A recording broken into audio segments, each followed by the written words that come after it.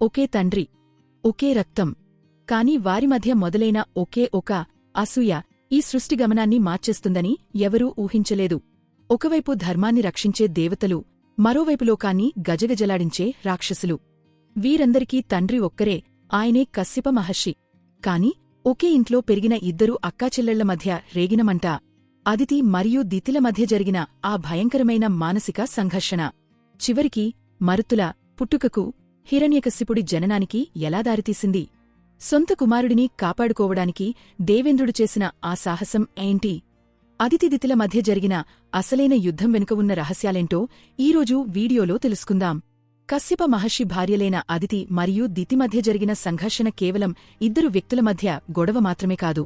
అది ఈ సృష్టిలో దేవతలు మరియు రాక్షసుల పోరాటానికి నాంది పలికిన ఒక చారిత్రాత్మక ఘట్టం.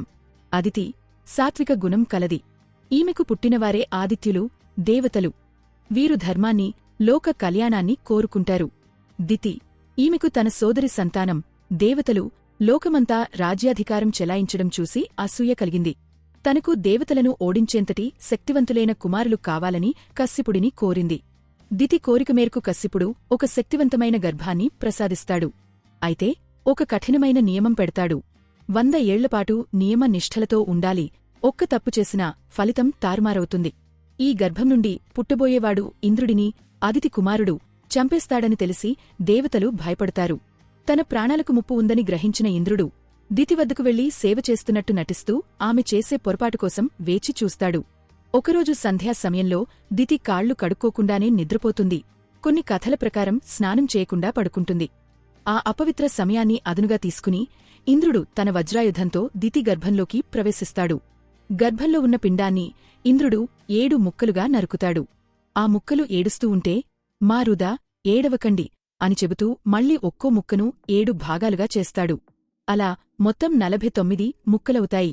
కశ్యపుడి తపశ్శక్తివల్ల ఆ ముక్కలు చనిపోకుండా 49 మంది మరుతులు గా జన్మిస్తారు. వీరు రాక్షసులు అవ్వాల్సిందిపోయి ఇంద్రుడికి సహాయకులుగా, వాయుదేవతలుగా మారిపోతారు. మరుతుల విషయంలో విఫలమైన దితి తన పంతం వీడక మళ్లీ కశ్యపుడిని కోరుకుంటుంది. ఆ సమయంలోనే సృష్టిని గజగజలాడించిన హిరణ్యాక్షుడు, హిరణ్యకశిపుడు జన్మిస్తారు. వీరివల్లే భూమిపై అధర్మం పెరిగి వరాహ మరియు నరసింహ అవతారాలకు కారణమయ్యింది.